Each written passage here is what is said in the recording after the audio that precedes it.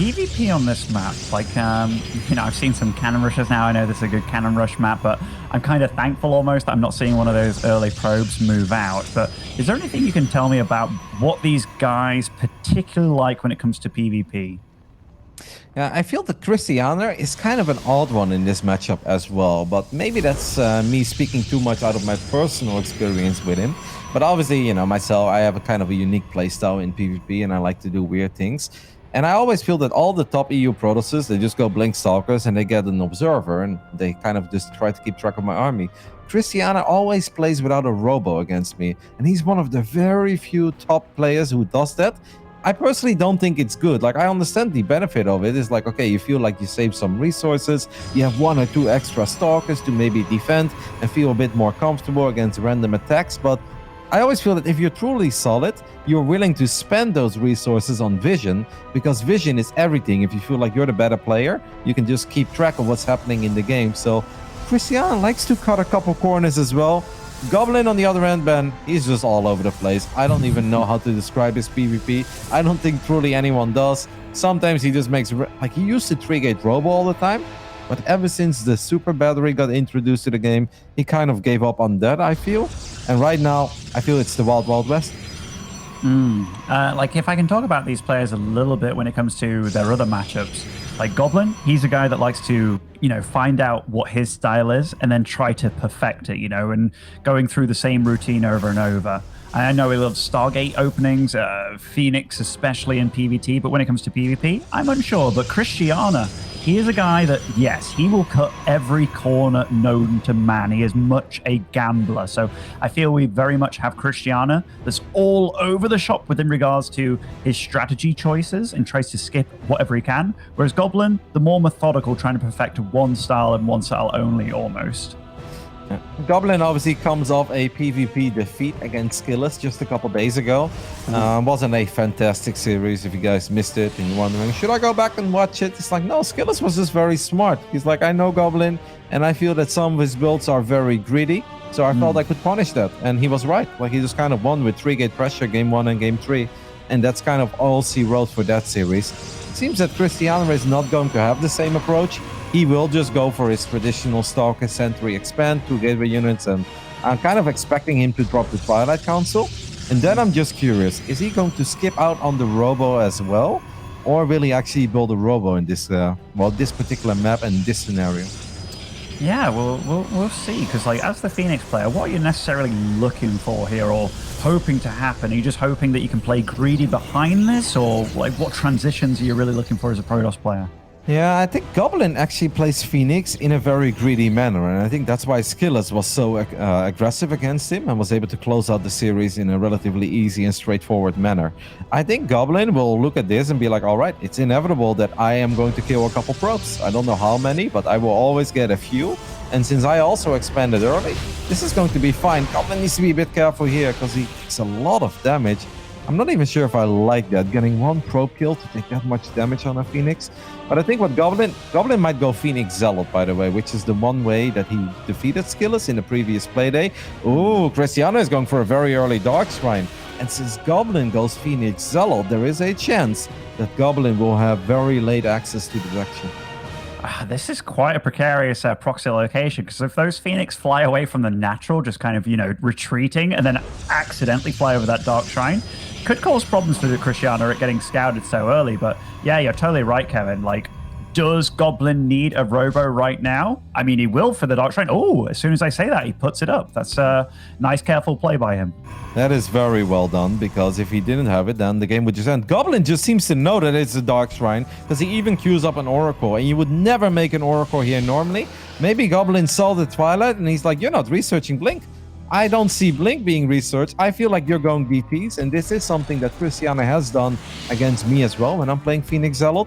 The Phoenixes are about to confirm that there is indeed a Dark Shrine.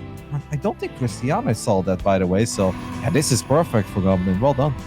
It certainly is, certainly is. He isn't starting his 3rd yet, and I mean, he doesn't have a surplus of minerals, so I'd imagine that it comes in soon. Okay, Goblin just rechecking there, reaffirming that indeed the Dark Shrine was not cancelled, if you're wondering why he did that. So that is nice, diligent scouting by Goblin. And now when you are up against DTs, I guess one worrisome thing if you are the Phoenix player is if they do morph into Archons, you know, you can't lift up the Archons, but I like the way that Goblin's just kind of like scouting and being careful and such, and also just adding on lots more Phoenix here. Yeah, I actually want to give a big shout out to the way that Krystianer is playing this, because he's kind of just using the Dark Templar as a threat, but then he's not truly investing in them and throwing away a lot of resources. So this actually worked out really well for Krystianer, because now Goblin made an Oracle that's pretty useless at this point, even though Krystianer has no way to detect stasis traps. That Oracle doesn't really do anything. Goblin was obviously a bit paranoid about DTs entering, so he hasn't been that persistent in trying to find damage. There is even a gateway being proxied right now on the other side of the map. Krystianer is going to have a pretty strong push with a lot of Blink Stalkers. And Zealots are great against Stalkers, man, but if the Stalkers are truly in overwhelming numbers, it actually becomes a little bit difficult for these Zealots to get a great fight against Stalkers. Losing Phoenix when you're so committed to getting so many of them, it's kind of a wounder there. And I mean, this is a really heavy Stalker count. I'm getting a little bit scared for Goblin. I'm getting very scared for Goblin. I actually think that Krystianer has a lot of potential in this push. +1 has finished up as well. Obviously, the micro is going to be important. I want to see some stasis traps. Where is that Oracle? Has it done anything? The Oracle's just kind of chilling on top of the main base. Ben, that is a ridiculous amount of Stalkers, and I think it's going to be very difficult for Goblin to keep his Phoenixes alive. And if the Phoenixes are not alive, then I think Krystianer is just going to out-micro him. And the fact that no shield batteries were ready as well, like that is crucial. Oh, nice micro by Krystianer. Sniping the shield battery, sniping the stasis ward as well. Goblin's in trouble here. Yep, I think you just want to mass lift at this point and try to get a fight with your Zealots, with your Immortals. The Immortals are not really participating in this battle yet, though. So Goblin ends up losing the majority of his Zealots, and there is the forward blink by Krystianer. That is a great decision by that young Polish Protoss. And Ben, I actually think this is just way too many Stalkers. I think Krystianer is just going to win this game. Yeah, I mean, what do you do? The Phoenix don't really do that much damage. Yeah, he's taking out Stalkers one by one, but he's losing everything with it. And look at the confidence of Krystianer. And Goblin with a cheeky smile there. GG's out. Yep, Krystianer with that of making the playoffs. In the bottom left side, it is Krystianer.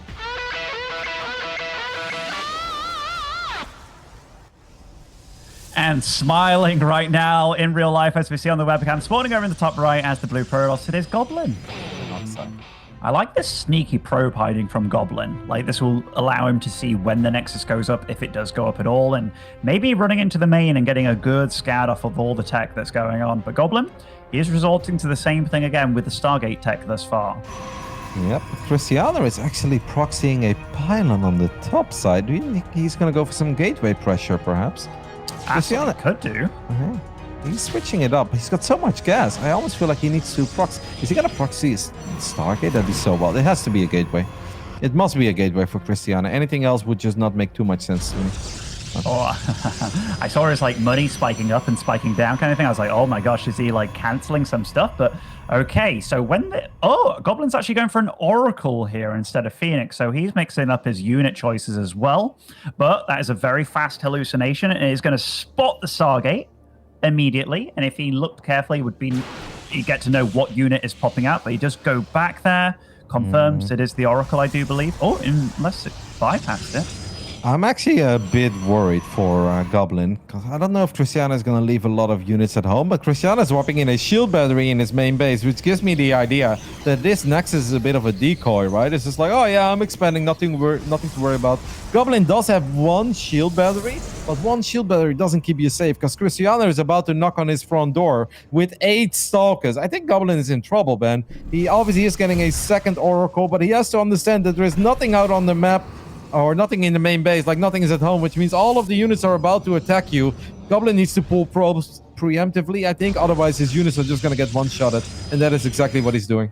Yeah, he's pulling, and Krystianer is moving in now, so they're both reading this very, very well. That shield battery is incredibly exposed, though, and First Stalker does fall for Goblin immediately before the fight even pretty much begins, and this is just a numbers game at this point, and all the Stalkers falling for Goblin, caught with his pants down here. He's trying to get a reactive Void Ray, but he's got 2 Oracles on the field, which they can't deal with this army. They are going for the main base, though, and 2 Oracles could get some damage done.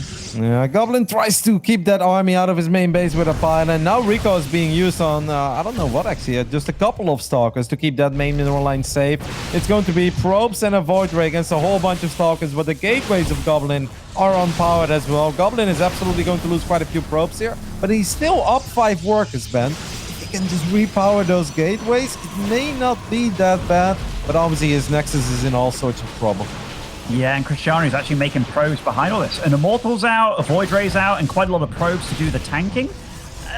But this is so rough. I mean, he's not mining as much as he wants to. Gateways are powered again. And I mean, the Immortal and Void Rays will deal a lot of damage. Oh, beautiful baiting by Krystianer here. Goblin, he can't really get much done, it looks like. No, but that was a great forceful indeed. Now Krystianer has actually taken the worker lead. Really wants to get this Nexus. Instead, is going to retarget the Void Ray. Gets the kill on the Void Ray as well. And that final force field should buy enough time for this army to take out the Nexus as well. Goblin in all sorts of trouble. He had a great start to this group. Won his first 2 series at the surprise victory over Hero Marine. Previous play day, Goblin lost to Skillers. And I don't think it's going to go any better today against Krystianer, Ben, because Goblin needs a miracle at this point. And yeah, I mean, this group started off pretty bad for Krystianer, right? But back-to-back wins against Lambo and then most likely Goblin here.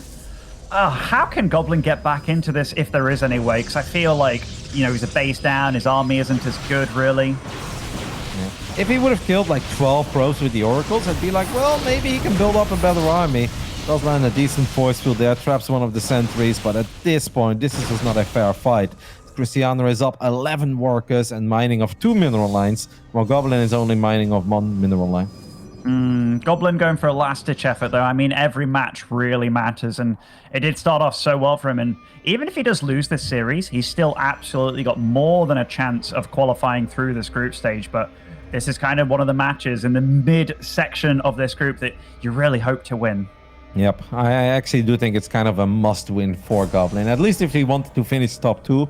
I think we can forget about top 2. Obviously, the top 4 dream is still alive for both of these guys, but it seems like Goblin is going to go for a desperation push of a couple of Immortals, and he's going to try to rely on force fields. Now, Ben, obviously, a single battery is powerful, and especially if it gets turned into a super battery, but if these Stalkers don't have Blink yet, this could a little bit problematic. It is just so hard to attack up the ramp, though.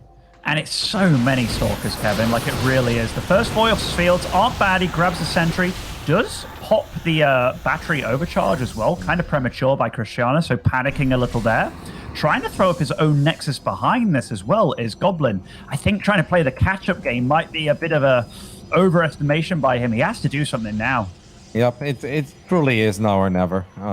By the time his own Nexus goes up, he's going to be down 20 workers. Now the barrier gets activated on one of his Immortals, which means he's not going to be that tanky anymore. Goblin does save it. It seems that Goblin is just trying to get the best possible trade he can find. But now Blink is done, and that obviously means it's going to be a lot easier for Krystianer to micro his Stalkers back. And all of a sudden, all these sentries don't feel that good anymore. Forward Blink does get the Warp Prison with 2 units inside of it as well. 1 Immortal is down. The second Immortal goes down. That is... Actually, that's good for Krystianer. Otherwise, he would have lost a couple of units by itself. So this is going to be it. GG will get